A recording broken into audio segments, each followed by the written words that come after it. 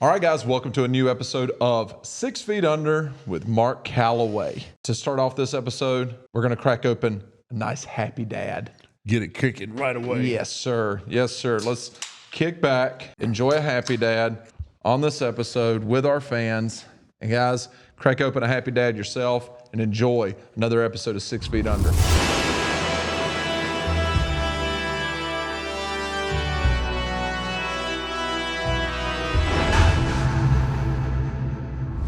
We get a lot of hate. We get a lot of hate for Matt's flip-flops he usually wears. Are you rocking the flip-flops? I love flip-flops. See, I live in North Florida, and everybody wears flip-flops everywhere, and I'm more of a Croc man. Croc man. I keep it, try to Classy. keep it, stay with my roots. Yeah. Keep it redneck. Yeah, ain't nothing wrong with that. Crocs are more, but flip-flops on the pod, it's just... I love my flip-flops. You got good toes? No. Yeah, we got great toes. No. They're not good toes? No. Are you a feet man? I'm not a foot man. Do you have a foot fetish? I do not have a foot fetish. Come no. on, man. And if I did, he'd have cured me of it. Which I'm just saying. I think my With feet are corns great. and then bunions and it just... No, I don't have bunions. My feet are fine. He used to run. I guess he does sometimes still. You got them runner's feet. Runners, I don't have runner's feet. Have you seen David Goggins' feet? Oh, After they're like all, one of his they're all marathons? jacked up. Yeah. Oh, it's wild. Yeah, they're all jacked up. Deion Sanders' feet. That'll Well, kill you I with a think foot he's fetish. losing some of his feet. I mean, like he's Yeah, got some of his toes. I think he's missing his pinky toe, ain't he? Yeah. Is his pinky toe? He's missing a toe at least. I know that. Dude, we got a friend, Median. Flipper. Yep. He Half started his with a foot. toe. How did he lose his first toe? Oh, he used to be a wrestler, right? Mm-hmm. And then he went and started chefing. Like he was a line chef at a really nice restaurant. And I've never heard anybody call it chefing. I don't know. I like it. I'm using that from now on. That's my Texas vocabulary. What is it? Cooking? He started cooking. No, I stay didn't with feel like chefing. cooking. I didn't feel like cooking gave it the. He started cooking and then eventually became a chef. Stay with chefing. I like Chefing. it. Yeah, That's he just money. started chefing. Yeah.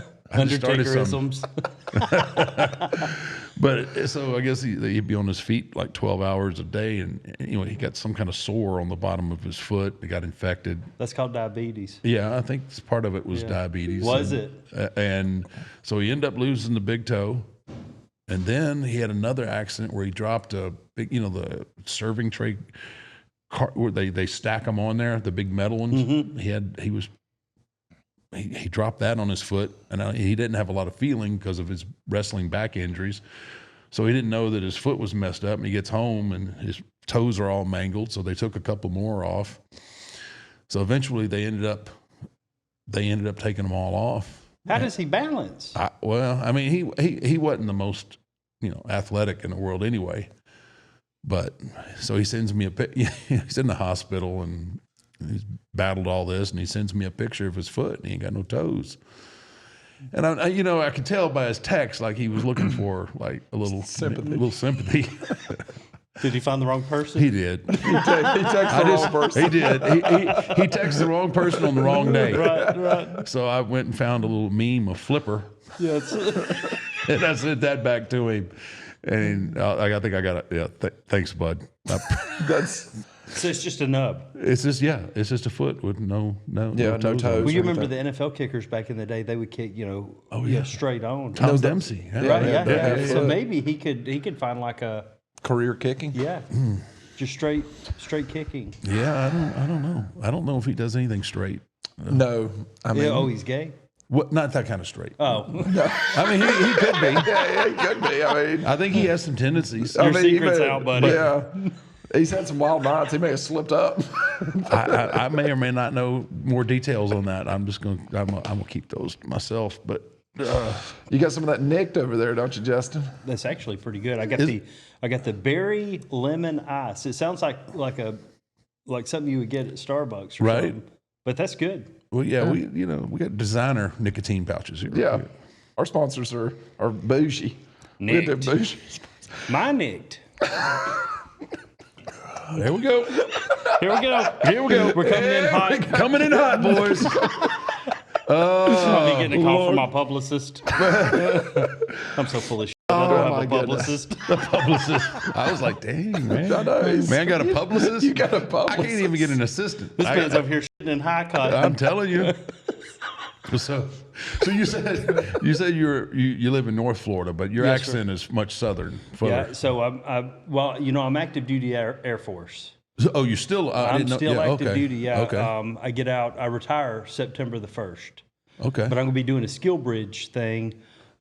Skill Bridge, it's like a new program that they have where you can get out of the military 6 months early and go work for another company as an intern, but still get paid for the military. So I'm going to be working at Emerald Coast Harley-Davidson. I know you're a motorcycle guy. I am. As Yeah, I I've am, seen some of your product placement. Yeah, You like it? yeah. What'd you think about that big wheel? Man, It's gorgeous.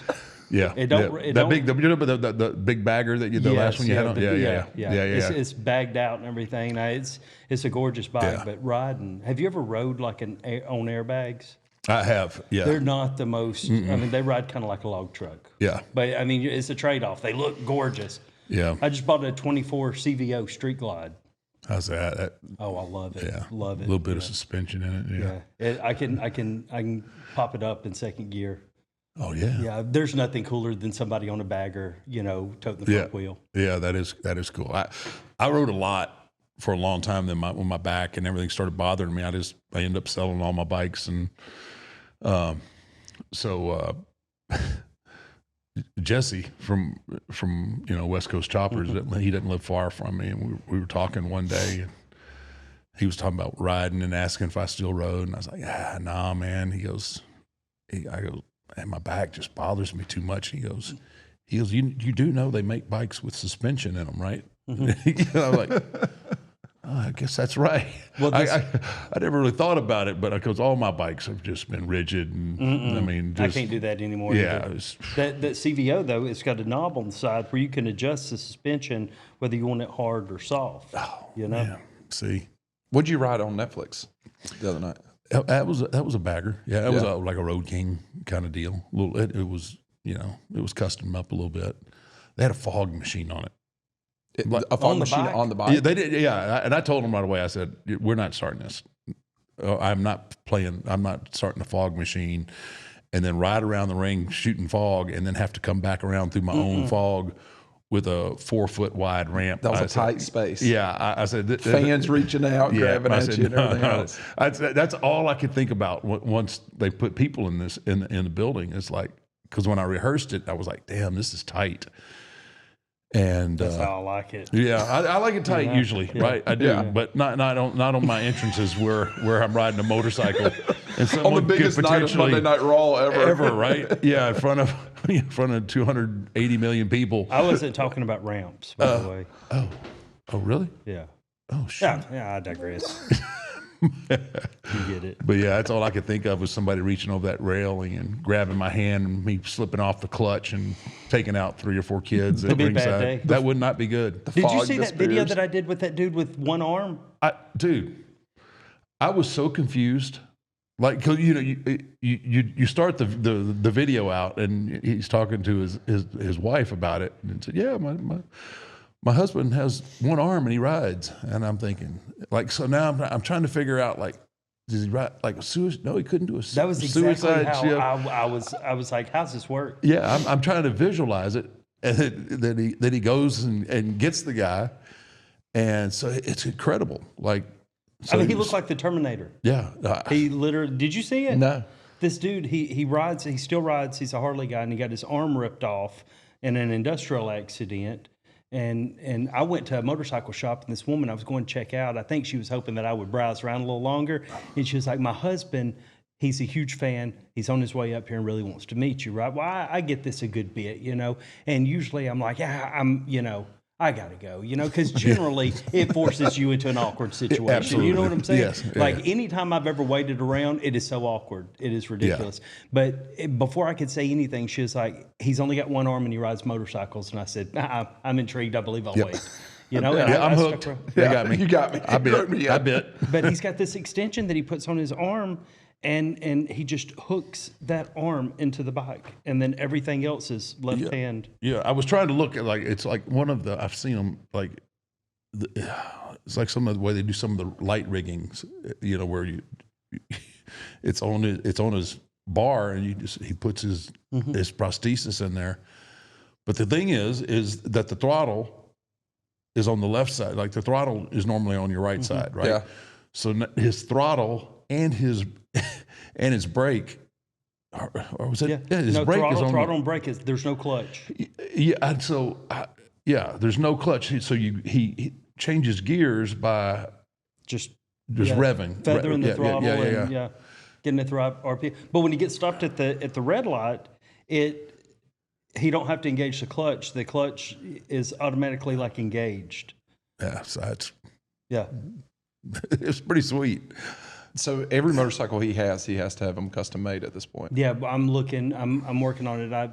He said that. So he's riding a 1993 Heritage Softail right now. Right. 93. You know, I mean that's got some years on it. Yeah, it does, and it's a beautiful bike though. It was nice. It's a great bike, but he said that he really wanted a bagger. So I'm right now. I'm trying to chase down a new bagger and figure out a way where we can get the throttle by wire switched over, because there's a problem. So we might have to go with the 2015 so it's still cable, but we're working on it. We're going to do a charity ride probably in June or July for amputees that want to ride that can't afford the prosthetics or whatever. So if you want to get on a bike and ride with us, come on, man. Dude, I ain't cutting anything off, but I'll definitely make a ride. We can raise a ton of money, even more with you there.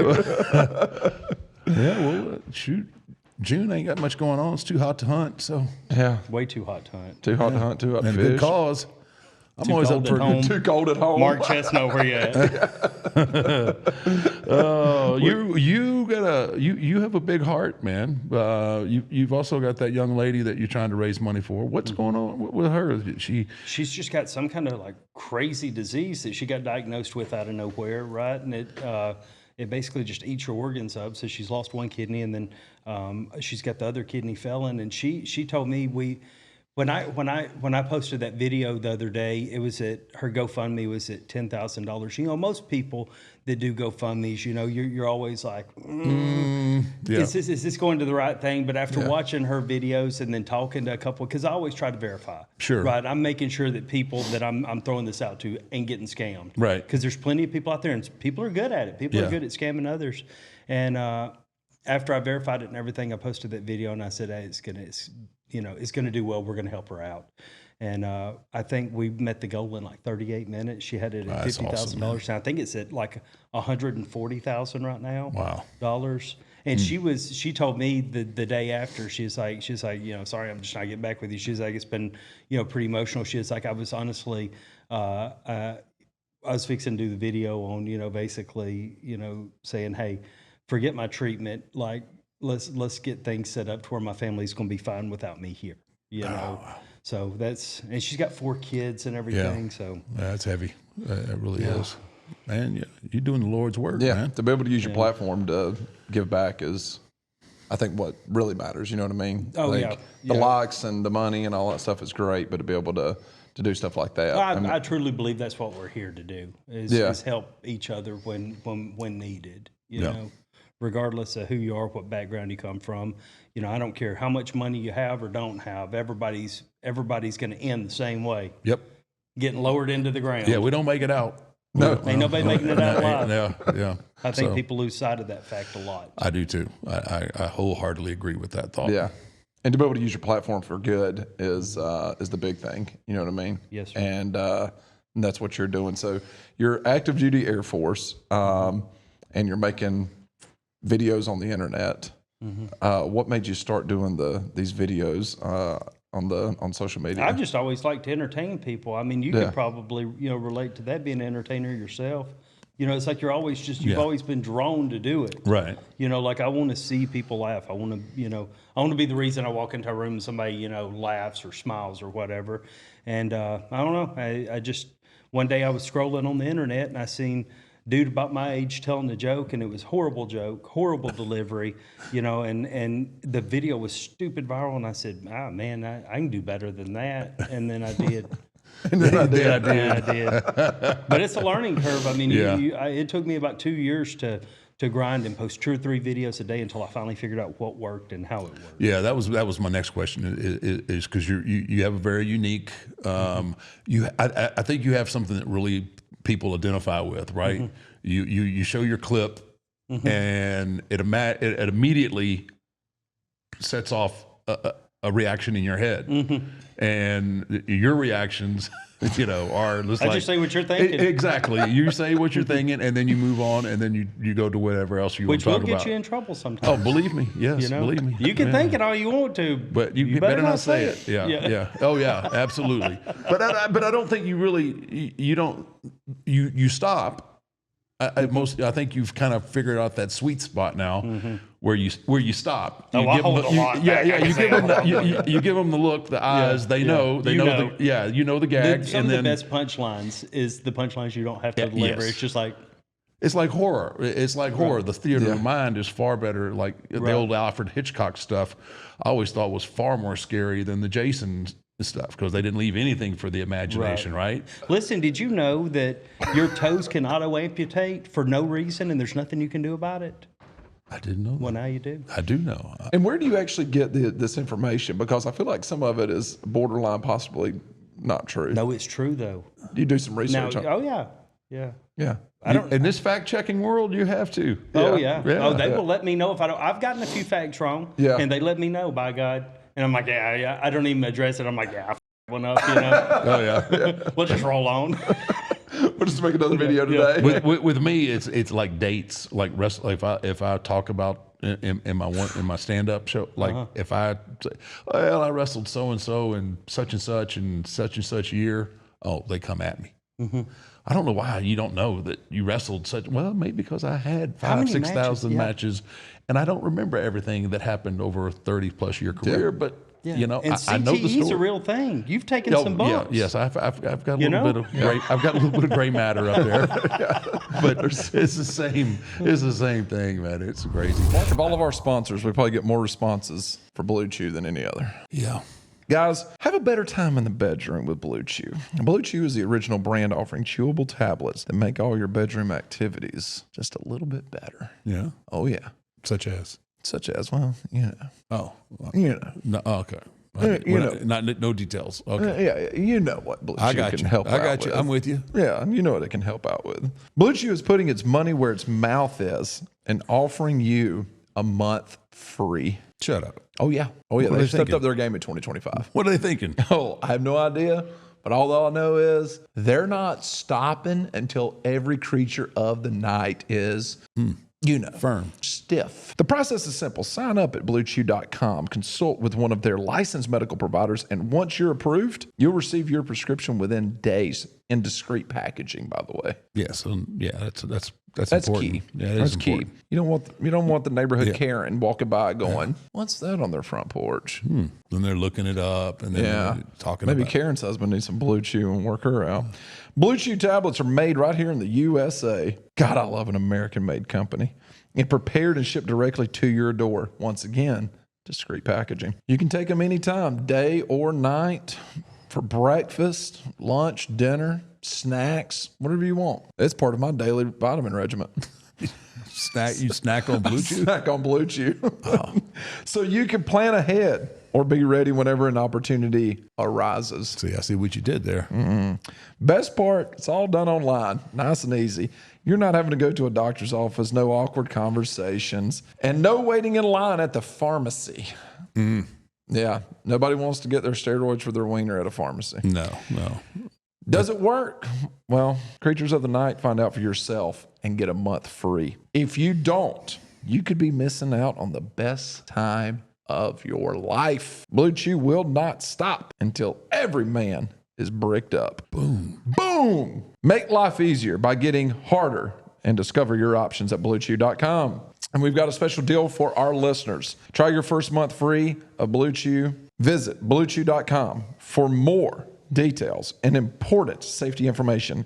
And we thank Bluechew for sponsoring 6 Feet Under. So go to bluechew.com and chew it. And do it. That's right.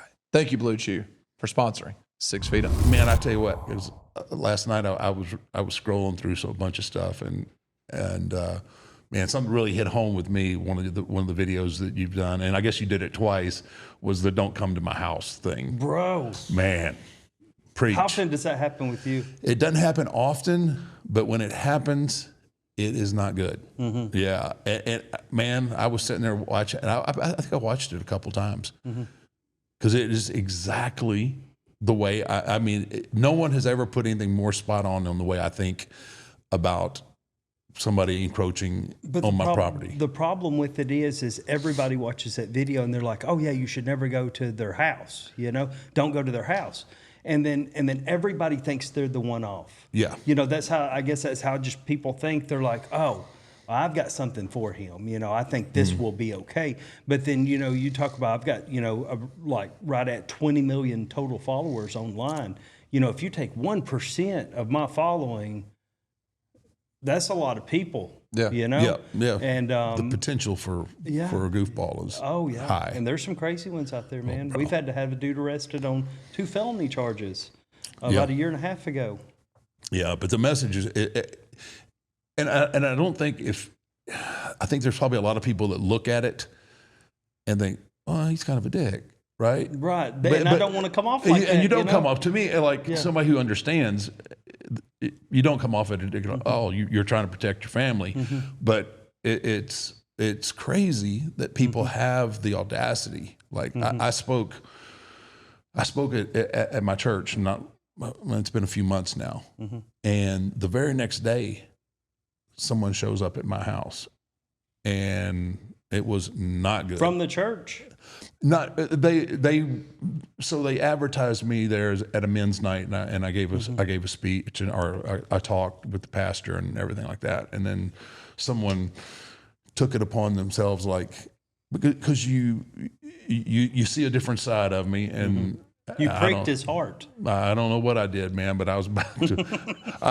He's about to prick his heart. Pierce it. Yes, it was. Yeah, I had to reiterate many times, like, you don't understand how lucky you are today that my children are in school, because this whole conversation that we're having right now goes a completely different way if my kids are here. Yeah. And and it disturbs your peace. It does disturb your peace, and my place is not easy to get to. And that's the other thing too. Like, that's not your property is very hard to get to. And the dude is he's in my driveway. Yeah. And I just want to put my dog on him, and for no reason. He probably was a sweetheart of a person, but it doesn't matter. Probably had pure intentions, but you don't know that. You don't know. And you can't. It's just like a police officer pulling somebody over.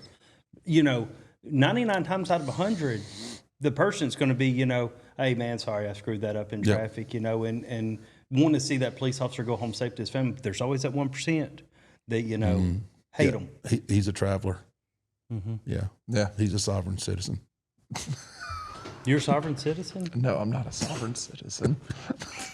Oh, you look at him and think so, right? He does look like it. I'm not a sovereign citizen. You look like the type. Where's your flip-flops at? Oh, I left them at the house today. It's too cold outside. See? You're putting it together now, right? You're putting it together. It's too cold outside. You're the one you can see him, right? Just peeking out like the top of the window. Yeah. I'm not driving, I'm traveling. Oh my God. You take your cell phone to the police station to do audits? No. Those are crazy videos. Those people are the most annoying human beings ever. Yeah. The most annoying. It's my right. I don't have to do this. I don't have to do just, you were going 10 miles over the speed limit in a school zone. Yeah. Give them your driver's license, pay the fine, and move about your day. Well, down in Florida, we don't have open carry. We have concealed carry, right? But there's a Florida statute that if you're going hunting or fishing, you can open carry and you can carry a rifle. Well, people will be walking down the street in these videos with like an AR-15 slinged over a Desert Eagle on their side, and just hoping to get pulled over. That's not the purpose of the law. Legally, you're fine if you have a fishing pole and you're on your way, but you're asking for trouble. You're asking for trouble. Yes. Why, right? like, why? Yeah. And then going back to the people just showing up at your house, that part I just don't understand. I don't understand why anyone would think that it's completely okay for me to come to your house and talk to you about anything. You know what I mean? Yeah. Like, that's not appropriate at all. Like, what do you think's going to happen? We're not going to have a conversation. No, Like, we're that's not not going to gonna talk about. Yeah, That's not how friendship is. No, it does. No, it's so scary because again, I travel a lot, and it's just.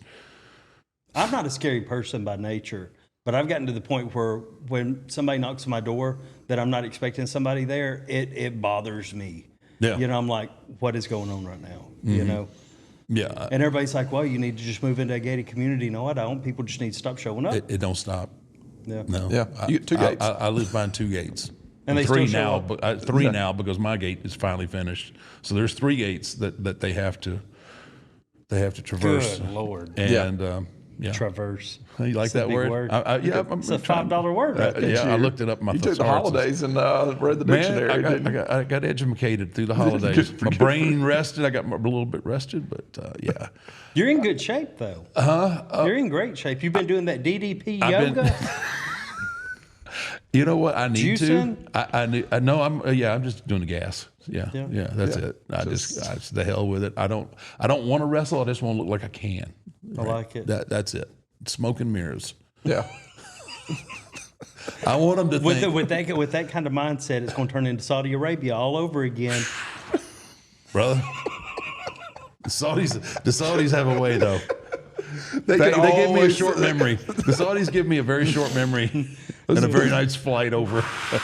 I was. They got some deep pockets in those burkas. Oh, 100% there is. I was at Bristol Motor Speedway this past spring with Goldberg, and I wanted to bring that up so bad, and I just didn't. I was like, nah, Goldberg's a little bit more intense. Yeah, you know? yeah. He's wound a little tight sometimes. Yeah. But Good dude though. No, he's a good dude. dude. Yeah, no, he is. He was kind of thrust into something that you can't blame him for. They created him, and it was a huge deal. But yeah, that Saudi thing was a little ugly. That was a little ugly. It was still fun to watch. Well, you know, my mindset going into the whole thing was like, at this point in my career, how often do you get to do something that you've never done, work with somebody? Because I worked with everybody for the last 30 plus years, but I'd never worked with Bill. So, in that That aspect. was y'all's first match? Yeah, that's the first time, one and only time we ever worked. Oh, wow. Yeah, I mean, we did, I think, in a Rumble or something we did, but that doesn't really count. But a singles match, that's the only one. And I stunk the joint out. And it was 90, well, I don't know, it was 9 o'clock at night, 98 degrees outside. That was an outside event? Yeah, you could chew the air. It was so thick. It was just, Wow. It was just one of them things, man. But it's not like, anybody that's watching this is probably based in the U.S., right? So 98 over there is not like 98 here. It's like a hair dryer in your face. It's dry. Yeah. It's dry, so we're not talking like humidity. No, there's and not any humidity. Right. It was just heat. Yeah. It was bad. And then at that time of night too, it was just like, whew. 9 o'clock at your age. Yeah, exactly. Usually in bed. Are you? Yeah. If I'd have been home, I'd have been in bed. I got that look from Matt like you're treading on thin ice right now, dude. I would chill. That's usually things I say, but Matt will let you go. You gonna save him. he don't watch the wheel. Right. How old are you now? It doesn't matter. It's just a number. Is this public knowledge? How old Yeah, he no, is? it is. Yeah, I'm 59. 59? Man. Careful. You're still in the ring some, right? No. Are you not doing I any- retired. My last deal was in 20. Yeah. I mean, I'm only 41, right? And I watch, football games like last night, watching the football game. And I was like, I see some of these kids get hit, and I'm like, I think I would die right now if I took that. Do you watch wrestling like that? Like, I couldn't do that spot right now. No, there's a lot of stuff that I look at. I was like, man, I would die. I would die. I would break like fine china at this point. That's what I say. Like, I want to look like I can do it, but I don't. I have no interest in doing it. And I can throw a right hand. Right. And I can choke slam somebody, but that's about the extent of You ain't my taking match. a bump. You ain't taking a bump. You couldn't get me off my feet with a crane at this point. Well, Mark, we're halfway through this episode. You know what that means? The only way to get through it is some first form energy. Yep. So we are the only ones not asleep. Oh, man. Well, first Phorm energy. Got a little screaming freedom here. Oh, man. If you guys want to be able to make it through the rest of this episode, crack open a first Phorm and get some energy with us, because that's the only way we're going to finish this episode out, I think. Yeah. Ooh, that's good, man. Yeah, they're all good. Thank you, First Phorm, for sponsoring 6 Feet Under. The tombstone is one of the most iconic finishers. With the new knees, I ain't messing those up either. Right.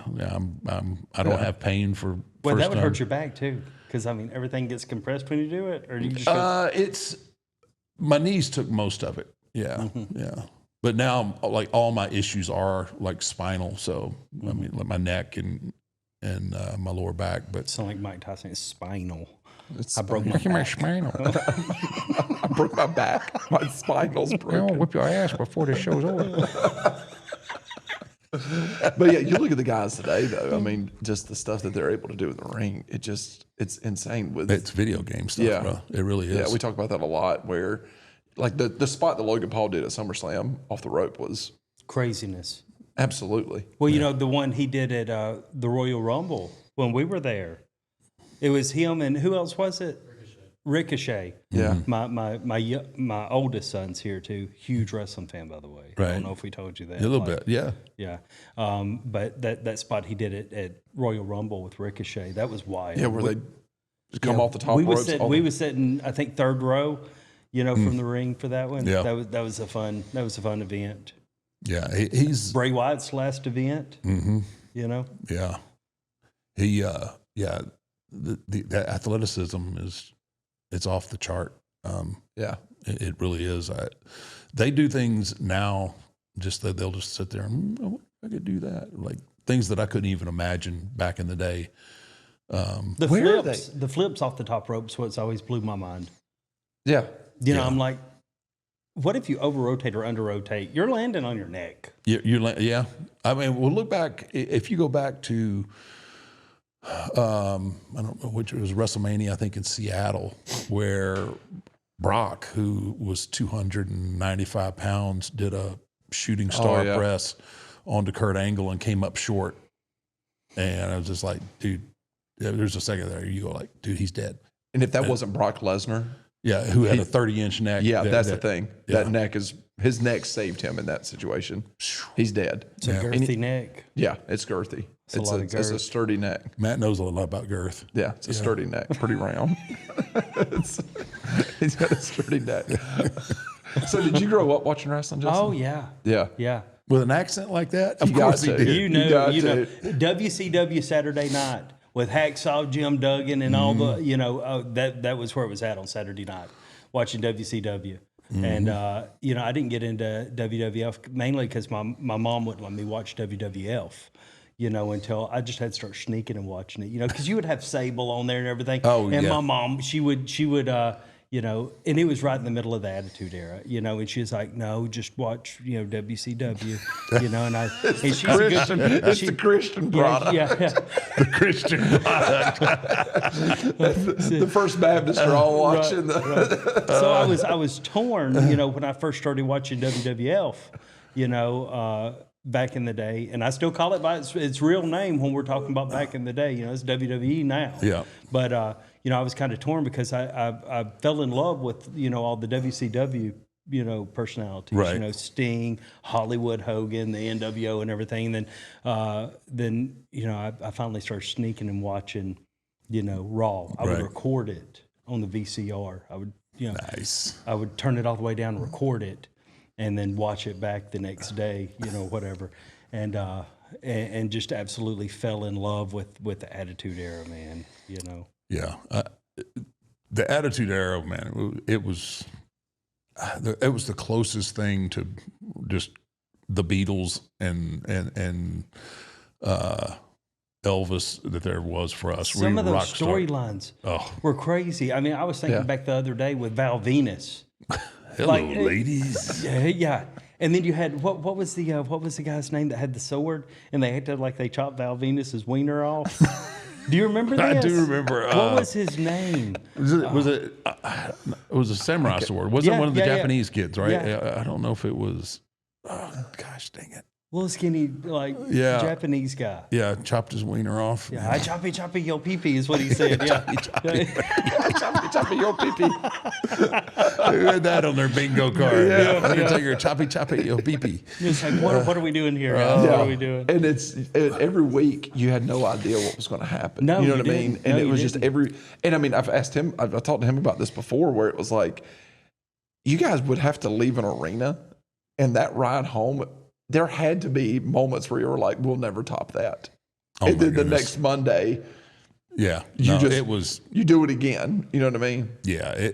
And the thing too is we're grinding at that point too. So not only we're doing TV, we're doing house shows, we're doing live events, and the live events are just as crazy as the TVs are. You're getting, because all the angles that you're setting on TV, you're doing them in the live events, and it is just business in the Attitude Era was just. It was, the fans were rabid. I went to a couple house events, and this is how in my mind that I've got it set up. Like, y'all use the house events as like practice for like the pay-per-views and stuff, right? Well, so no, the whole business model has now changed. Our income back then we came from live events, pay-per-views, and your merch. Right. That's how you made your money. How much money do you get to keep off your merch? It depends on the talent. And people so it's just all the negotiation. It's all There's kind of a flat fee, but that's not 100% of that's owned by WWE. Like, you get a cut of it. You get a cut of it. Yes, most people. I mean, it could be different now, but back then WWE owned your name, and then depending on who you were or how you negotiated your deal was the percentage that you got. Of your merch. Right. So that was the business model. So that's, yes, to your one point, that's where you worked on things that we were talking about this actually before you came in, or I think I was talking with Abe about it, that's how you kind of, you work on new stuff, right? Because you don't want to try out something new on a Monday Night Raw. Right. Because it falls flat and then you suck, right? But you can do it in a live event and figure out, okay, see what kind of pop you get. Yeah, see what you get out of it. Okay, well, that didn't work quite the way I wanted it to, but maybe if I do this and I'll try it again differently tomorrow night. So it's like a stand-up comedian going to open mic to test his jokes out. Exactly. Yeah. But also we're still performing in front of sold out crowds, so you have to. I mean, it's still, you want the house to be full because that's a huge part of your income. Right. Now, I think most of it is done off of TV rights and the way they pay the guys now, and the TV rights it's incredible at this particular time. Business is great. The talent are probably a little smarter financially. And you were in the Wild West of it. Oh, dude, I was in the Wild West. I remember the first time you walked out, you had your first walkout on TV, everybody's seen the clip a million times. Like, that was like, you was green as green could be, and it was the Wild West of wrestling. It was still, Jim Ross, booking shows and stuff, right? Didn't he book for a while? Yeah. So Vince and Bruce Pritchard and JR, they all book they would book the shows and the live events and the pay-per-views. They would always try to figure out what they wanted at Mania, and then they book backwards. Oh, that's smart. Yeah, to see how they're gonna get there. Mark, I like a little nicotine. Do you? Oh, you know me and cigars. That's true. Yeah, I like a little nicotine. And we got a new partner for 2025, Nicked. Yes, pouches, man. They got the pouches. Much better than any ones that I've tried. And there's plenty of other competition. You know who that is out there. But if you're looking for a way to get your nicotine fix without smoking tobacco, because my wife absolutely hates when I go outside and smoke a cigar. Really? Yeah, because I come back in. Oh, you smell. I smell like an ashtray, and she can't stand it. So when I want that fix, and I want to keep her happy, maybe I'm on a plane ride, in church. I don't know. Throw one of these in. Yeah, these aren't frowned upon like if you No. if Because you it's dip just or- nicotine. Yeah. Yeah, it's just a pouch and it's clean and it's And Nicked is super thin. You can barely see it when you put it in. This is the peppermint one here. So like something you can open up in your car, and it's a nice, refreshing smell. They got like 10 flavors. Yeah, I've got What you got there? I've got the 6 milligram. What do we got here? We got Berry lemonade. Berry lemonade. That's like a drink, Right? Berry lemonade. It just looks happy. Yeah, it looks happy. They've got them in 3, 6, and if you're a brave boy, 12 milligrams. 12 milligrams. 12 milligrams. I think 12 might be a little much for me. These are 6s that I got right here. 12 might be pushing it for old Matty B. I don't know if I can. I don't know if I can handle 12. Let's see. If I did 12, I would say it'd be a bad day. Bad day? It'd be a bad day for old Matt. I'm not doing that. Also, guys, these things last up to 2 hours, and you can barely tell that I have it in. All right. So today, make the switch to Nicked nicotine pouches. You're going to love these. Right now, our listeners are creatures of the night. You get 35% off when you order through our exclusive URL. Go to Nicked, NYKD, pouches.com/6 feet. Get 35% off. Special offer isn't just for your first purchase. You get to use it up to 3 times. What? Yep. This isn't just a one-time deal. Up to 3 times. Don't wait. You get 35% off now at NYKD Nicked. That's an incredible deal. Pouches.com/6 feet. That's nickedpouches.com/6 feet. Now, just remember, Nicked products are only for adults of legal age, Mark, and every order is age verified. Don't be trying to sneak around out there. The product does contain nicotine, and nicotine is an addictive chemical. But if you don't want to smell like smoke and you're tired of dealing with tobacco, switch over to Nicked. Clean alternative. It's a clean alternative. NickedPouches.com/6 feet. NYKDPouches.com/6 feet. They got all kinds of crazy flavors, 10 of them. Go check them out. Thank you, Nick, for supporting 6 Feet Under podcast. But Did yeah, Jim Cornette ever book for WWE? so I don't know if he booked. I know he was on the creative team Right. for a while. He booked for WCW, right? Or ECW. Possibly. I when it comes to other companies and who booked, and I never really kept up with it. I was so dialed in with what we were doing. And Would they share with y'all with the talent though? Because you say they would plan their mania out and then work backwards. Would they ever share the end goal with you? When they was here's what we're looking for you for mania. it depended where you were at and what your trust level was. And of course, you never know where somebody's going to come from either. Okay, this guy's really starting to resonate, with his fan base. So like Becky Lynch a few years back. Exactly. She blew up. She blew up quick, and with that, the whole man thing, that thing was huge for her. Yeah. And took And her it don't to hurt that she's a good looking woman. Wow. As a good looking woman. Yeah, and super talented. Yeah. On top, she's got the full package. You know what I mean? 100%. Is this the Becky Lynch admiration party now? Y'all just want to divert. I know you're riding with Rhea Ripley over there now, so it's. I'm just sorry. saying. I'm just saying. But Becky Lynch, though. Yeah, she took it to. Yeah, she went to a whole nother. The whole women's division in its own right has gone. Has just. I mean, there are times where I watch and it's. For a while there, the women had a little bit more grit than the men did. I agree, 100%. And now, the men are kind of starting to, I think they kind of figured that out too. And are like, dude, we got to step up our games. I mean, I think just currently, one of the better storylines has been Rhea Ripley and Liv Morgan. And what we've seen, I mean, that's outside of the bloodline. I think that's maybe the best story we've seen in and WWE. it kind of sucks, this past the first Raw that was on Netflix, we was going to get to see Becky Lynch, and then somebody took her spot. Apparently so. I didn't know that.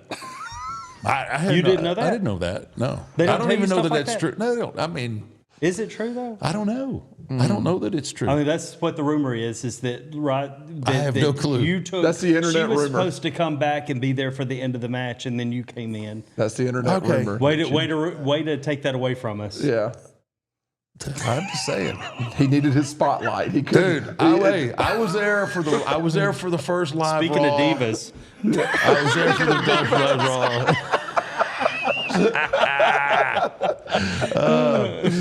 I didn't hear very many people complaining. it was a just badass saying. entrance. Yeah. I'll give you that. It was. I mean, it was did cool. it help the storyline? I don't know. You know, What was Becky going to do to the storyline? Maybe return. Maybe- She's been gone for a Listen, year. Maybe if come she back. was going to look, there's very little equity in me at this point. So y'all figure it out. Do you think she's coming back?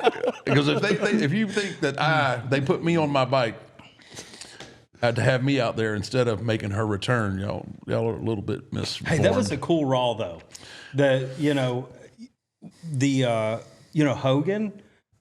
Hogan returned. Here we go. here we go. Come on. Welcome back to the That event. pop was something. It was something. It was a pop. It was. That was an ego pop. Lord have mercy. Wonder what you think he went back to the dress. Well, you were there. I was there. What happened? What happened backstage after he came back? When I saw him, he was no selling it and pushing his beer.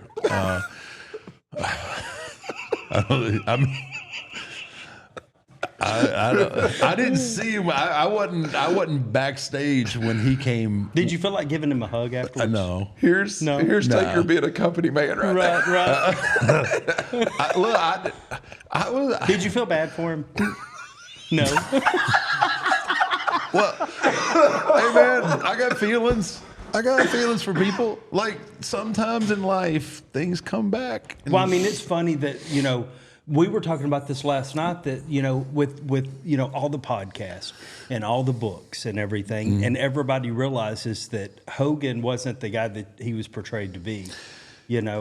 And I'm not asking you to put yourself in a tight spot here or anything, but I mean, he's not From a the fan's guy. perspective, Yeah, we grew yeah. up seeing Hogan as this and great this thing. bigger and in then life Americana kind of deal, and then obviously he gets caught on tape, saying some derogatory racist things, and in this day and age where all of that is such a hot button deal, like I don't know what you expect. Like I think people also, are gonna they're gonna react, and they're not gonna react in a positive way. And I think also the other part too is I think the fans themselves have found out what kind of locker room guy he was, and it means a lot to the fans that you're a good locker room guy as well. You know what I mean? That's probably a good point. I mean, the fans, they have access now to everything, and they do. And then they get to hear people's interviews, and so they kind of feel like they're part of that locker room. And this was somebody that was,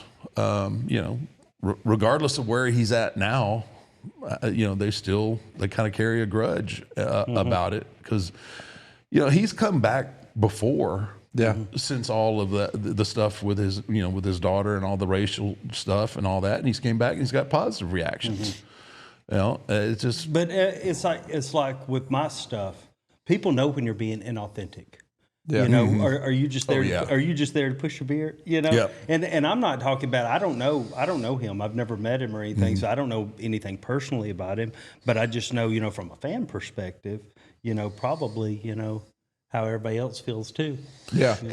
And too, it was L.A. and that's just they had kind of a different mindset anyway. I love a midnight snack. What do you got? And my favorite is eating cereal late at night. I know it's one of yours. Yeah, it is the best. Yeah. Yes. And, I don't want to feel guilty when I'm doing it and everything, but I don't feel too guilty when I'm having some Magic Spoon late at night. It's How could you? 0 sugars, only 4 net carbs, 13 grams of protein. You're doing a body good, brother. Oh, it tastes so good. I love Magic Spoon. The high protein, keto friendly, gluten free, grain free, soy free, wheat free, naturally flavored, totally delicious, childlike cereal for grown-ups. That's what it is. Every serving of Magic Spoon cereal has 13 grams of protein, 0 grams of sugar, and 4 grams of net carbs, so you can feel good about what you're eating. The most popular flavors are fruity and cocoa. That's what we've got. That's what we got, baby, right there. And there's so many more. Also, they got treats. We're a lot of our treats. That's how good they are. This is our snacks around the studio. The Magic Spoon brand new treats are crispy, crunchy, airy, and an easy way to get 12 grams of protein on the go. And for the first time ever, Magic Spoon treats are available in grocery stores with delicious flavors like marshmallow and chocolatey peanut butter, which is this one here. And that's probably the reason why there's no more left in the box. Magic Spoon, we need some more. So for our listeners, you creatures of the night, get $5 off your next order at magicspoon.com/6feet, or look for Magic Spoon on Amazon or in your nearest grocery store. That's magicspoon.com/6feet for $5 off. Magic Spoon, hold on to the dream. Hold on to your Magic Spoon. Magic Spoon, thank you so much for sponsoring the 6 Feet Under podcast and making a delicious product. I think with Hogan, I mean, he means a lot to wrestling. I mean, without Hogan, No, he's a Mount Rushmore guy. yeah, he's a Mount Rushmore guy. You've put him on your Mount Rushmore, even with the beef that y'all have had or whatever. But, you know, he's a Mount Rushmore guy. Do you think still? I think for what he did for the business, I don't think it changes. He has to be on the Mount Rushmore for what he did for the business. You know, I mean, when you talk Rushmore, you're only talking 5. 4. it's 4, Four. Justin. Are you sure? You ever been there? Are we not counting the mountain as one? Well, the mountain itself is the Undertaker. Yeah. Oh, you're not wrong. Yeah, there you go. But no, that's the whole thing. It's like, he's still a Mount Rushmore guy no matter what, right? Because of what he did Is for there the only business. 4? There is. There's just 4. We need to change that. Yeah. They got a whole other side they could They got a whole carve. backside. Yeah, they could put Yeah. Who are they going to put up there? the asses. The asses. I don't know if I want to see some of those you just asses. do the 4 worst on the backside. The 4 worst. Maybe you could just like dynamite like the middle section out, and that's the JFK portion of it. Wow. I'm sorry. No, it's We were doing good. We were. Let me pull it back in. all Let's right. pull this back in and let's get this train I keep back on the talking. You're going to track. get booed next time you come out. I'm at that. Yeah, I'm at that. I'm at that ZFG point in my life. Yeah. ZFG. 0 fucks given. I love it. Yeah, I don't. If My you're not in my man. circle, Yeah. I don't give a shit. Well, everybody's got an opinion over everything. You know? Everybody's got an And if you opinion. worry about everybody's opinion, that's one thing about what I do. You know, people will message me all the time, and they'll be, I'm offended over that joke. You know, and my response is always, okay, fine. You know, but let's not forget that the joke that made you follow me probably offended somebody Probably, else. yeah. You know, so let's not get that twisted. Yeah. You know, and you it's all can't- comedy. It's supposed to You be can't something win to them all. laugh Yeah, at. yeah. Yeah, everyone's gotten so sensitive. Why? We just did Kill Tony's New Year's Eve special, and it's so refreshing to watch comics do their thing Yeah, and not care. and not care. That's you the thing. have to. And you look out in your fan base, or you look out in that audience, and there's every culture, every nationality, everyone's represented. Because and people love comedy. Everybody Yeah. is having a great And time. you look on stage, the people he's employed. yeah. You've got black, white, brown, Asian, everybody. I mean, he literally has the rainbow on his stage of people. Oh, he hired gays? Did he hire you?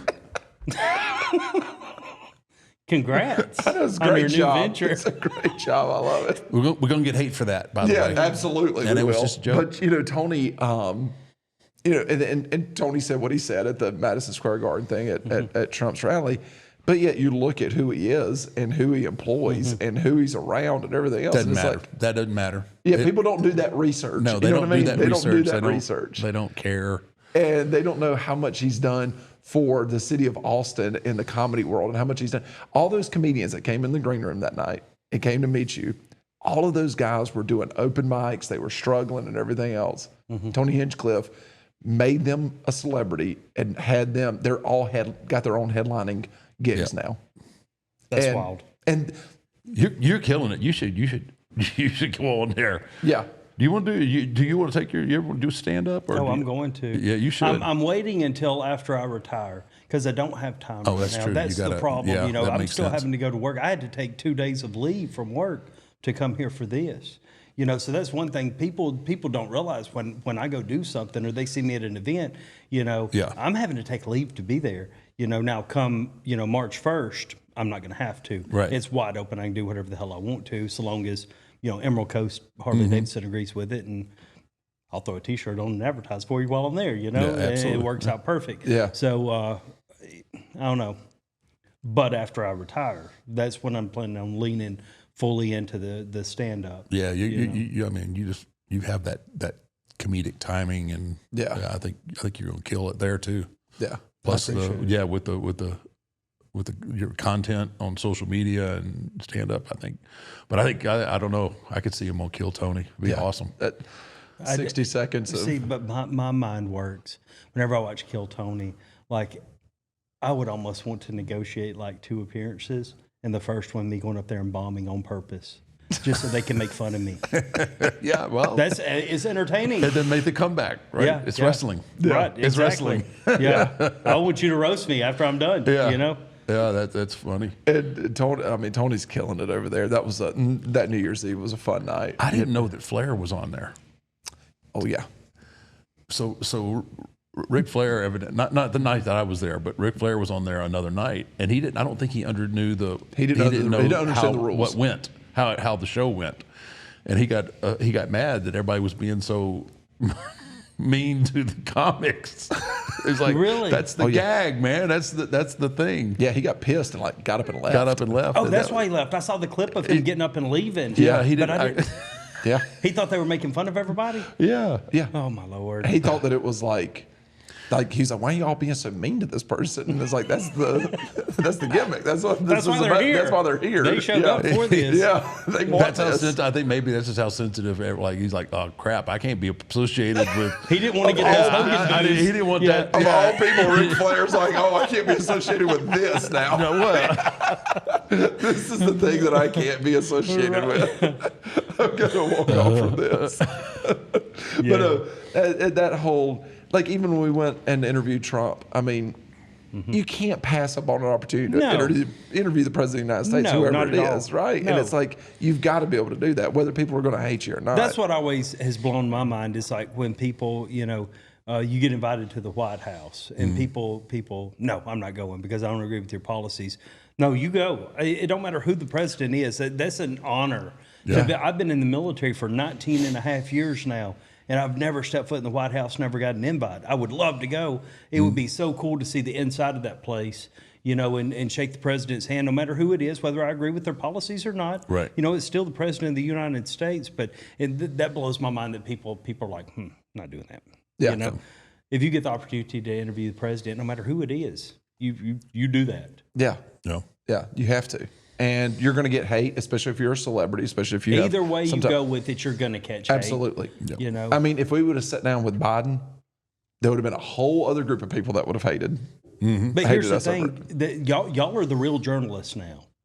That's the problem. Well, that's a stretch, but it is. I see where you're going with this. It is, but you do your interviews and stuff, and you would actually ask the questions that need to be asked from each person, and these news networks and these so-called journalists, they have an agenda that they're having to push, whether it's internally having to push or their bosses are saying, you're going to make this guy look as bad as you can. And that's what's made Rogan so successful. Yeah. You know what I mean? Yeah. He's the everyday guy that's asking the questions that everybody wants to ask. And he said that he would interview Kamala. Yeah. If she would come on, and I do believe that he would have treated her fairly. He would have absolutely treated her fair. I have no doubt about it. Would he have asked her hard questions just like he did Trump? Yeah. Yep. Yeah. And gave her time to speak. But and Rogan's not a Republican. I think that's what people don't realize. Yeah. No, not by no means. Yeah. No, he's definitely not a Republican. But going back to wrestling here, because that's what this podcast is. We're not a political podcast by any means. What? No. I thought we were switching. Man, that'd be bad if we did. It's bad. It's bad if we don't. It's still bad. It's bad either way. Either way, we're bad. But it's bad either way. So going back to wrestling, and I love finding this stuff out about everybody. So for you growing up, like, who was your favorite wrestler when you were growing up? The Undertaker. Justin. By far. What? Just let him have his answer. It's his answer. Just because he's here, you don't have to say that. Oh, Big Foley. Mick Foley. So Yeah. actually, it's Mick Foley. Oh yeah, name a more iconic duo than done. Mick Foley and Terry Funk. I mean, you've got Chainsaw Charlie and Cactus Jack The best probably tag team ever, Yeah, I agree with that. Yeah, I could agree. or Stone Cold. Best wrestler of all time. I mean, that's I can't say much about that. All jokes aside, all jokes Yeah, all aside, jokes aside. I honestly have two favorites, not just because I'm sitting in this chair, but it would be him and Stone Cold. Yeah. You know, that's always been bucket list, meet, you know, and talk to and everything. But yeah, Those two guys. yeah, yep. Who'd you like over in WCW? Sting. Quit fishing. You're fishing. Why you? I'm not fishing for flair. You- I'm not oh, he fishing for loves- flair. he is I'm Flair's interested because fanboy. we grew up both at the same age watching WCW and everything else. So I'll be honest with you. I've never been a Flair guy. I've never liked Flair. He's always been kind of annoying, kind of like The Rock. Everybody loved The Rock and his mic work. Now, is he good on the mic? Yes, Absolutely, 100%. But he always, you know, it was always, for me, it was Stone Cold, you know, The Taker. You know, the mic guys never did really appeal to me. So I was a big like Flair Dusty fan. I loved you know that stuff, right? I think when I was a little bit little. The American Dream. Yeah, when I was real little, I did like Sting, just Malibu Sting and all that stuff. But I was always a kind of a Flair Dusty fan and everything. Yeah. And I kind of agree with you on The Rock though, because when I was watching that, I wasn't necessarily. I'm more of a Rock fan now of what he's doing now than I was when I was younger, because I was a Stone Cold guy too. You know, I thought The Rock was cooler when he was Rocky Maivia. You know, in the Nation of Domination. You know, That's what got it all kicked off. it is. Yeah. Him and Farouk and Mark Henry. The Godfather was in that too, Yep. wasn't he? Yeah. Oh yeah. Ron Simmons. Oh yeah. Yeah. Mustafa Muhammad was that? No, what was Godfather's name? And What was Kama Godfather? Mustafa. Kama No. Mustafa, yeah, because Was- they yeah. still use that Kama name, Yeah.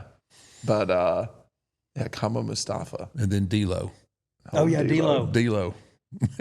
He would always do the frog splash. Yep. Yeah. D-Lo's hilarious. That was man. honestly probably one of the best frog splashes in wrestling history. He would sell it every time. It was a good frog splash. him coming out with that head. Yeah. Though. I don't know My where head he don't got. move like that.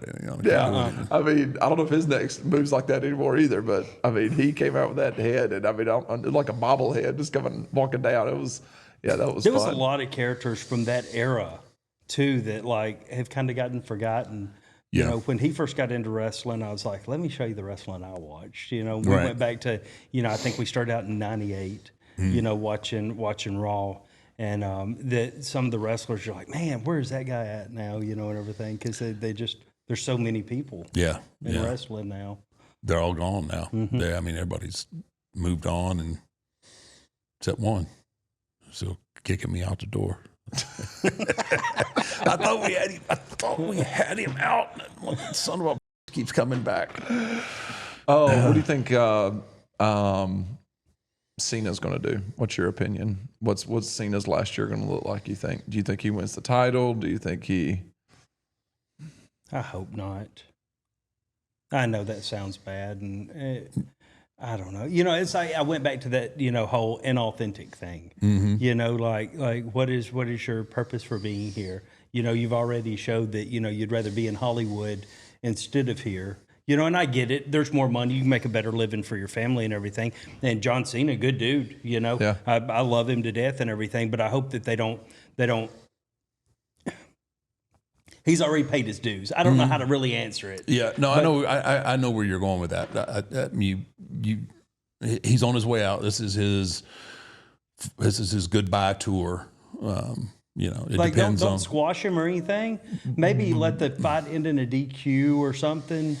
Well, I think putting him in marquee spots. He needs to put other people over at this Well, point. that's kind of he needs to be put in some marquee spots. He needs to get some wins because he hadn't won in over 2,000 whatever days. 400 and some odd days. Yeah. So, but he needs to get some key wins. But I think in whatever the big or key matches, he probably should pass the baton on. Yeah. And, So and you I agree don't with think. me? Yeah, but I don't think that. I think that's his mindset as well, though. I don't Right.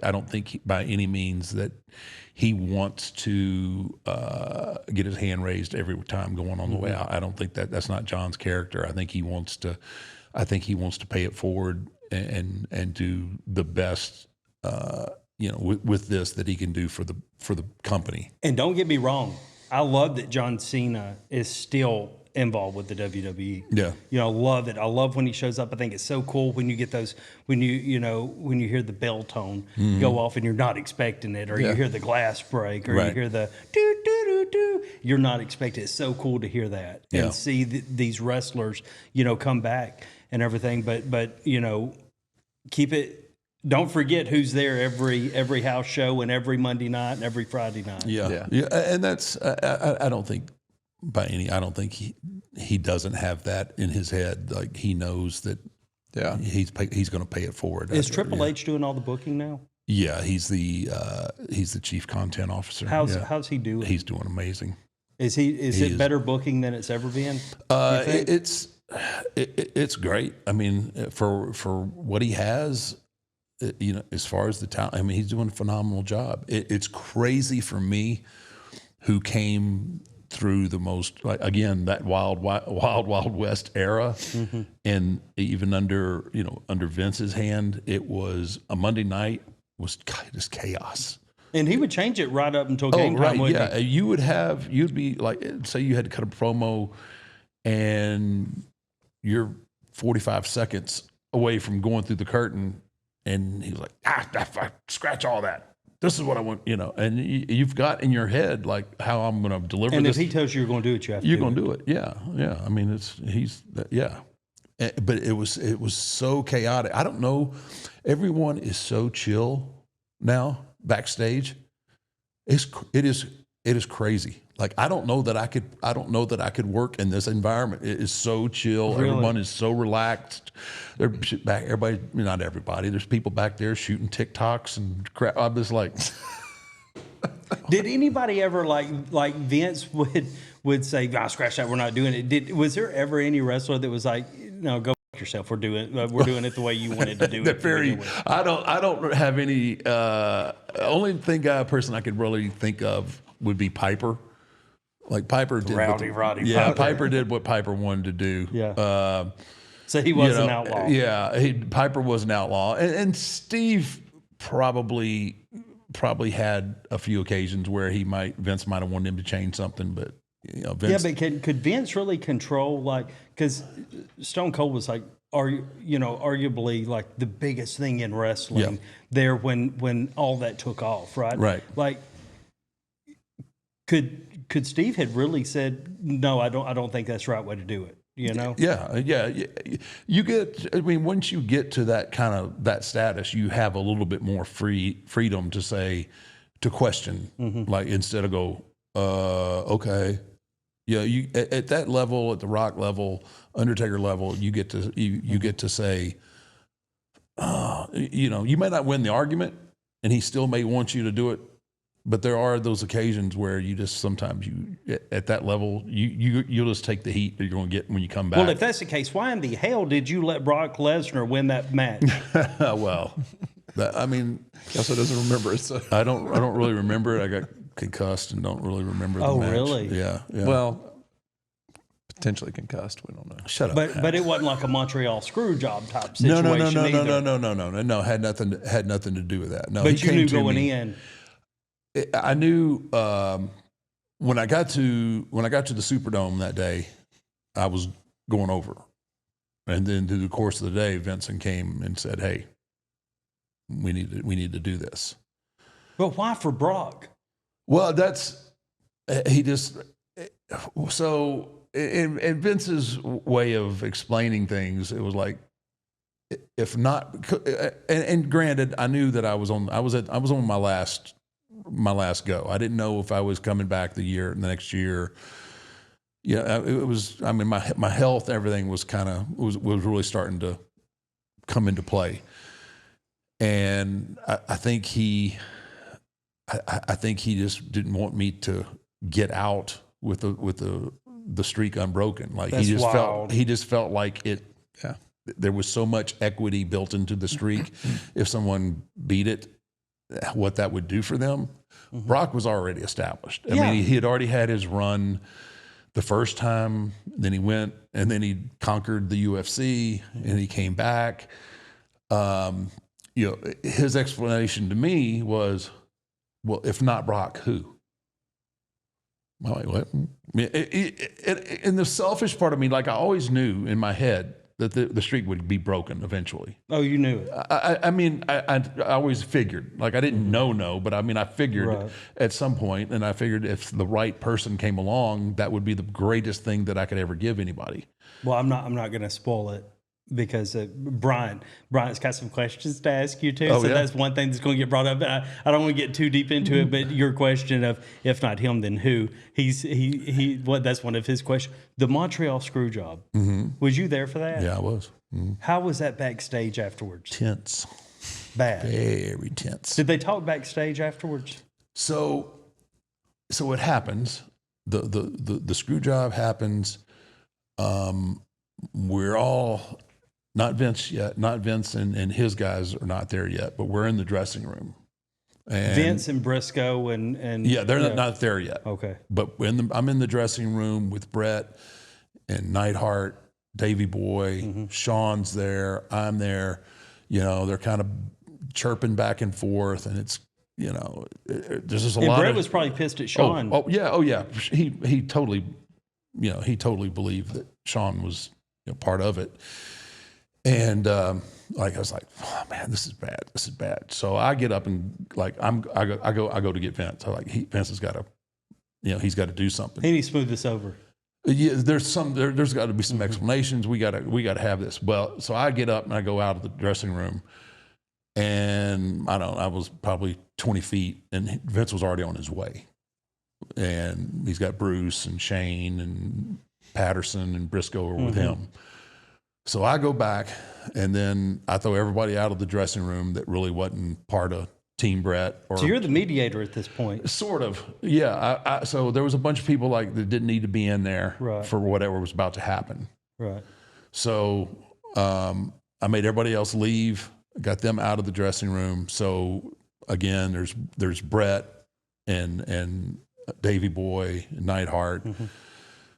Sean is sitting down there, and then Vince and his guys come and sit across the way from where Brett was. He was keeping his distance. Well, he just and then he started explaining it. I went and sat right next to Sean, and they're going back and forth, and Vince is trying to explain why he had to do it, and Brett's very nonchalant. He's getting undressed, and he's explaining to Vince that I'm going to take a shower, I'm going to get dressed, and if you're here, I'm going to knock you out. Just wasn't screaming. It was just very matter of fact. This is what's going to happen. Very like Stu Hardish. Yeah. And so they're kind of going back and forth. And then I remember Sean trying to pipe in a little bit, and I just reached over and I grabbed his leg, and I was just like, no, don't push it right now. No, just. Now, at that time, were you and Sean on good terms? Or y'all still kind of? We're still. I mean, we're better than we were, but we're still not. We're not anywhere close. You're not buddy buddies. Yeah, we're not buddy buddies by any stretch of the imagination. So, what I just kind of gradually said, no, you might just want to just sit here and chill. Yeah, because he wasn't the focus of this, right? It was Vince. He didn't need to be the focus. Yeah, he didn't need to. Yeah. He didn't need to do it. And of course, when you get all caught up in it, you want to defend yourself, or you want to whatever. And so you don't think Sean knew about it? No, Sean knew about it. Yeah. No, he definitely knew about it. But I'm just saying were Sean and Brett friends going into that? Well, no, they had already had issues. Yeah, they had issues over some. They were. Yeah, no, they were. Should he have probably, though, before they went out, said, hey, here's what's going to happen? You don't do that. Well, so Brett didn't want to drop the title. Brett was going to be, on the next night, he was going to WCW. Right. Yeah. Brett didn't want to he didn't want to leave WWE. He kind of got his hand forced. And, but the thing is he didn't want to drop the belt. He didn't want to drop the belt to Sean. He had his reasons.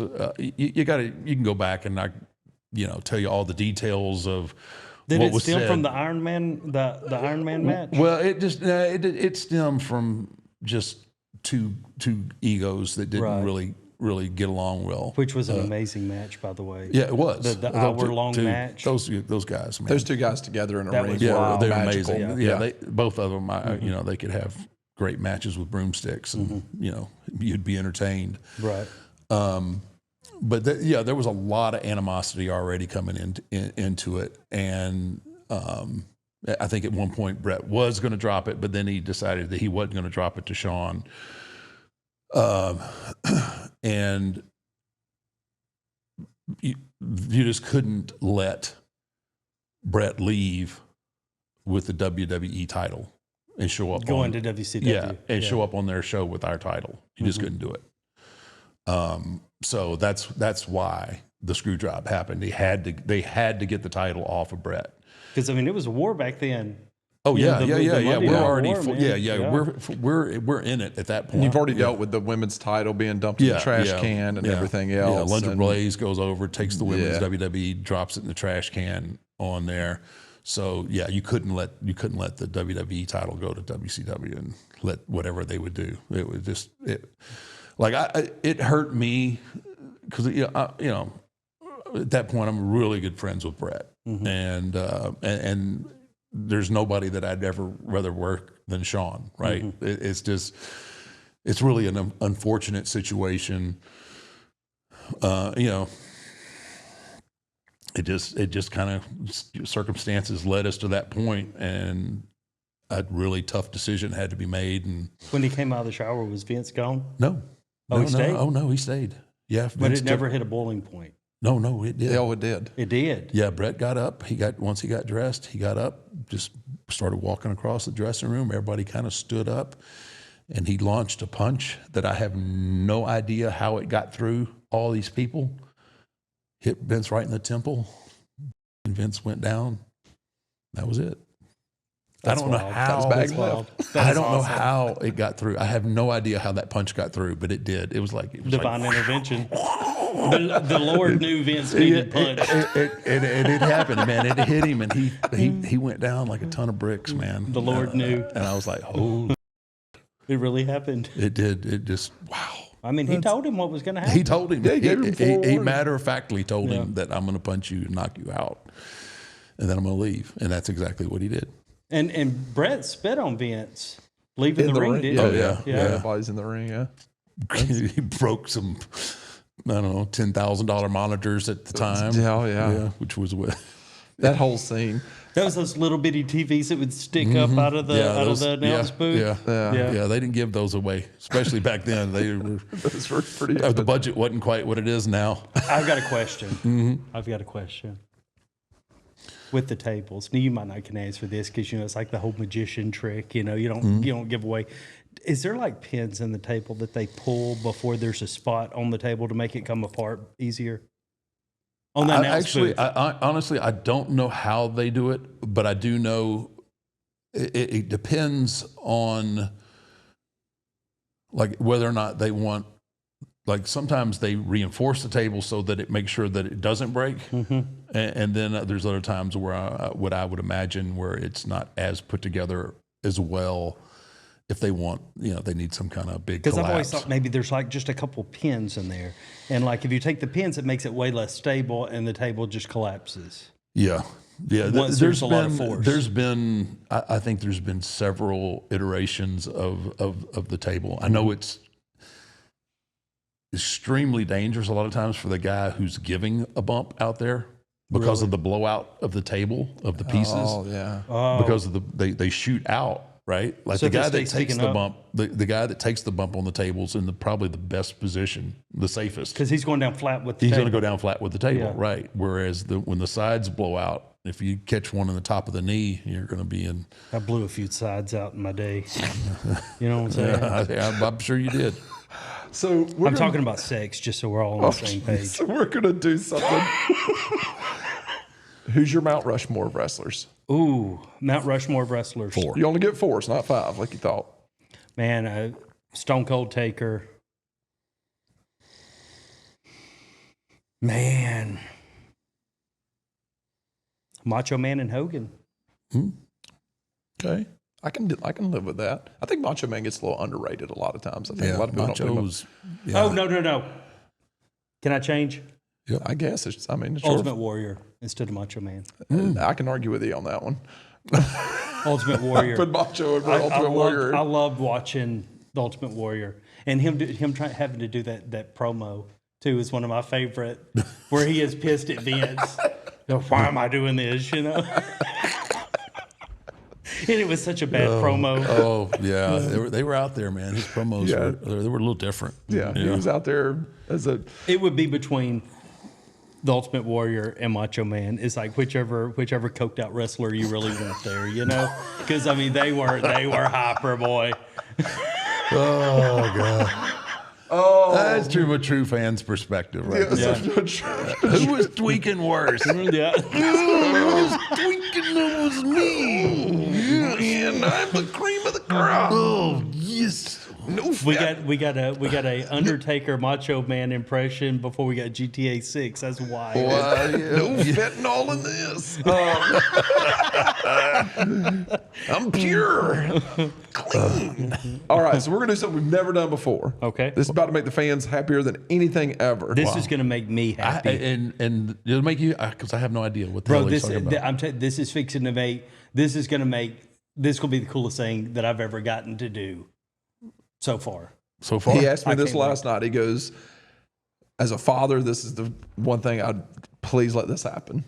And I was like, okay, I'm going to leave the set and we're going to bring in. Hey, there doesn't have to be clapping. There doesn't have to be clapping for the love of God. Hallelujah. Taped in front of a live studio audience. Justin, I want you to introduce the new guest for the next couple of minutes. Okay. And let you guys have some fun as a father. Perfect. This is cool. This is really cool. So this is my oldest son, Bryant. Come on over. Come on over. So I told Bryant. Hit the road, Jack. Don't you come back no more. So- We already upgraded. Get him a happy dad. Is he? Right. You cannot drink this. Well, I mean, I know, obviously. You cannot drink the hard seltzer. So just to give you a little backstory, his first introduction into pro wrestling was WrestleMania 34. Right? Nice. Okay. I took him to WrestleMania 34. We're sitting in a suite, and he had never watched wrestling in his life. But I had a friend call me and said, hey, I've got a suite. Here, let me help you out. Just right there. Yep. There you go. I got a suite if you'd like to come. Well, I wanted him to go with me because I didn't want to ride all the way over to New Orleans by myself. Right. So I conned him in doing it. I was like, dude, it's all the Dr. Pepper you can drink. This dude's like Forrest Gump, right? He's like, Dr. Pepper, I'm there, right? So we went, and I'm sure they're fixing to show the clip because I sent it to Matt of Bryant when the tone hit, right, and then the flames, terrified. Sweet. I didn't want to actually admit I was terrified, but. Yeah, you could see it all over his face. It was horror. He didn't know what to think. It was Armageddon, right? It yes. Was, yeah. And it was awesome. I was like, now you're getting the experience. And he has been hooked on wrestling ever since. I mean, like, still to this day. That was 2018, and we're sitting in 2024 right now. Yeah. Still loves wrestling. Awesome. And man. I said, we're getting to meet the Undertaker.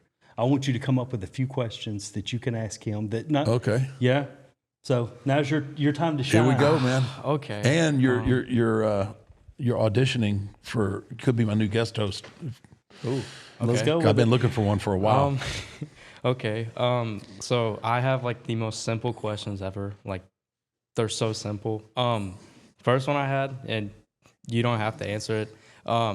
Like, what do you think is like the weirdest storyline that Vince has ever like pitched? Like that has been pitched, like pitched by Vince, like pitched by Vince. Like I'm talking like anyone. Like didn't have to be accepted. Like it didn't have to be accepted, but he just pitched it and like. That's actually a good question.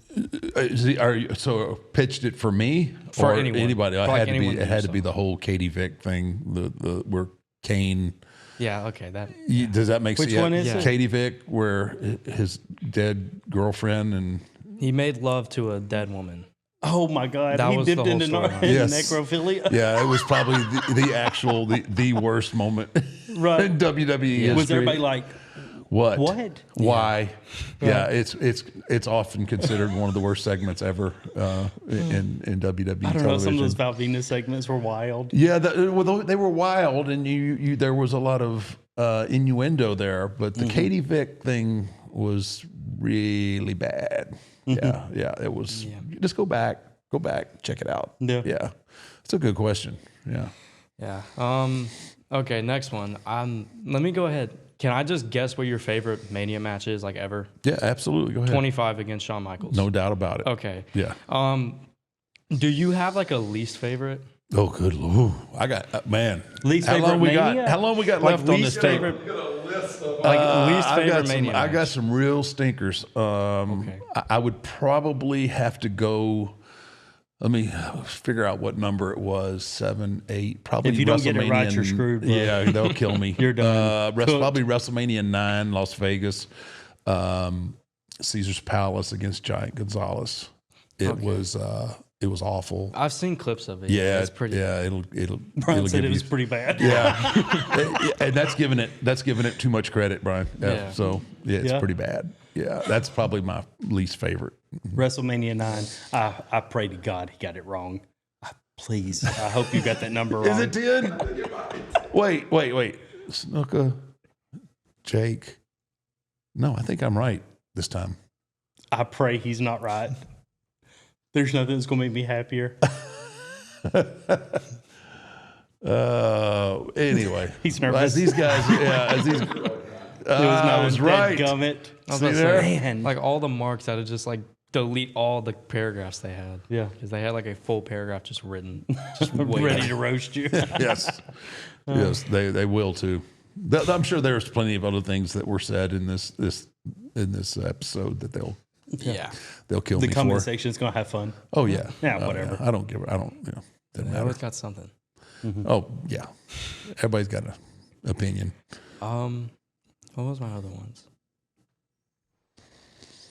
Oh, it's kind of like the same thing, but it's like, do you have like a match like you would change, like from either not happening or just change like the whole booking of it? Well, there's a lot of matches I wish I didn't have. Goldberg. Oh yeah, I mean, I wanted We're to bringing have up the Saudi match. Arabia again. Yeah, no.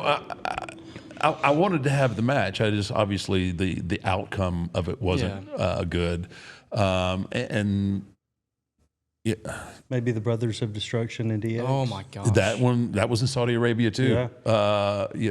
Who has that one figured out? Like, Right. there's over 120 years of ring experience. That's the dream match. That's the dream match. If I ever thought like I could just just call one in, that would have been it. Like I was like, this is going to be cake. This is going to be easy. I've got myself and 3 of the greatest workers in the history of the business. We can do this one in our sleep, and it just turned into a complete train wreck. I mean, from 2 or 3 minutes in, Triple H tears a pec. that looked nasty the next day. Yeah. It was Shawn godly Michaels, comes up short on the big moonsault off the top rope. Kane's mask comes off. It was just like, it was a calamity of errors. And the more we tried to fix it, the worse it got. And it was just like, whew. Yeah, I felt bad because I really did. I felt bad for Shawn because Shawn didn't, Shawn had always been steadfast when I retired him at 26 that he was retired, and we talked him into coming back for this. We were like, how easy is this going to be? Right. Right? Famous last words. Famous last words. And now he's up there having to carry it because yeah, because Hunter everybody else tore a peg. Yeah, and it was a disaster. But To answer your question earlier about if not Brock, then who? Okay. We just having this discussion on the way over here this morning. So I'm of the mind it shouldn't have been broken. Like, right. I don't think it should have. If it was anyone, it was Roman because he was the one that. Need to put over. Yeah. Yeah, I agree with you 100%. Selfishly, it would have been great if it had never been broken. Selfishly, but that's not how the business works. You pay things forward, and I thought it would have been much better for Roman and where Roman was at the time than it would be for Brock. Yeah. And I love Brock. I mean, me and Brock are great, and it was good for me because I mean, everybody understands what Brock is, and he's a legit dude, right? So beating me, that's I got beat by one of the toughest dudes that ever been in the ring, right? But as a business thing, I think it would have done Roman much better. Yeah. It would have been better for him Yeah, than Brock was already established. Yeah, absolutely. Like there was nothing more he could have had in that company. Yeah. And Roman was Roman was on the cusp, right, of that next step. And I think everything worked out all right for him. Yeah. But I would have much rather given that to Roman. Around like 2013, 2014, he wasn't getting pushed because he was still with the Shield. So like once he got out of the Shield and like once everything ended, like that's when all of it like took off and they started like pushing him like even more because next year he won the Rumble. Yeah. And then he faced Brock at Mania. So yeah, I think it was just like they just didn't see anything in Roman yet. But like if they did, they would have given it to Roman. Yeah. Well, they saw a lot in Roman. They were just a lot of times what happens is they start to put the machine behind somebody who's not quite ready yet. Yeah. And a lot of times with our audience and our fan base, if you shove somebody down their throat, then they revolt. Like Val Venus. Yeah, well, shoved down the throat. See there? See how he did that? He's in the regular rotation now. He's definitely coming back. But like Gold Dust. yeah. Dude, I thought he turned into a Jesus freak during that whole segment. And the whole time it's like he is coming back. Like he was talking about Gold Dust. That was awesome. Do you remember that Yes. whole that was fun. And then when Gold Dust came back, I was like, let's go. I love Gold Dust. I love him. He just lives up north here a little bit. Yeah. Yeah. But I agree with you. Yeah. Dusty's favorite. You got a good wrestling mind on you, man. Thank you. Yeah. That's pretty impressive. Yeah, it takes a lot of research. I can tell. Yeah, Are you and Kane really brothers? Yes. He Twin sons of different mothers. He gave me one, like when he brought it up, like to figure out questions. That was one of them he told me to do. Yeah, I was like, he's dude, trying to you set got you up, man. I was. I was like, ask him if they're It's really only brothers. been within the last couple of years that I even smarten people up. I've always told people, we're brothers, half brothers. Yeah, we're brothers. I've got one last thing because I know we're getting ready to, You came from the wrestling of kayfabe, right? You stay kayfabe all the time. Mm-hmm. How hard of an adjustment has it been? Because it's not really like that nowadays. People have their own online personalities and everything, right? Was that hard for you to get out of? Yeah, and two, even doing this show, sometimes I'll get into I'll get to the story, and I'll get to a point of it. And I'm in my head, I'm battling whether or not how far I want to go with the details because it breaks kayfabe or and I've broken it a million times, but it's always in my head. Like, do I really want to say that? But you're able now to be Mark or the Undertaker. Yeah, no, Mark and it's kind of all morphed together now. Yeah, I don't. Yeah, so what I've tried to do with the original the Undertaker character is kind of let it rest in peace for no other pun intended. That's why I don't make appearances anymore with the hat and the coat. I just try to. Oh, you don't? No, I've tried to let it. There's no price to get you to do that. Everybody's got a price. Everybody's got a price. Everybody's got a price. I mean, but I try not to. Yeah, the number would have to be really, really big, and it would have to make sense somehow or another. So I really push to kind of more Mark Callaway now. Because I want to honor that character and the work that I did and all the kayfabing that I did for that character. If there was something left in the tank as far as me getting back in the ring, then I would have to figure out some kind of way to something catastrophic to happen to Mark Callaway to bring that other guy out. Right. But that's just not going to happen. So I want to let that. No. Not being corny, but I do want to let the Undertaker kind of rest in peace, and kind of everything now that you see, like the other night on the Netflix deal was, you know, it was the American Badass, or which is cool as hell. Like you got two of the coolest damn personalities in wrestling history. You get the American Badass, and that's fun for me at this point. Yeah. It's so much more fun, and it frees me up to do things like that where I can kind of cross over and be yourself too. You know? Yeah. Well, man, thanks for coming out here. This has really been fun. I appreciate you having me on. This is like dream podcast of mine. Well, you know, dream. I've always wanted to meet you, so it's really cool to walk in this morning and, my God, there's the Undertaker. You know, what's left of him anyway. Right, yeah, man. No, this is great, and continued success, and thank you for your service. That doesn't go unrecognized here. I appreciate it. And congratulations with your retirement. And thank you. You come to the retirement ceremony? If I get invited, I might. You never know. That'd be badass. It would be. I might have to do the retirement ceremony at the same time as that charity ride. And like that's how I talk. Like, man, we can raise money for people that are missing limbs, and you can show up for my retirement ceremony. You know, can I could bring text to that. Yeah, I could bring text to that. Yeah, or not. No. And bro, you're quite an impressive young man, man. You might have a future in podcasting. Man. Thank you. Yeah. Thank you. Well, guys, thanks for being here. Thanks for having me on. Yeah, having man. us on. This has been fun.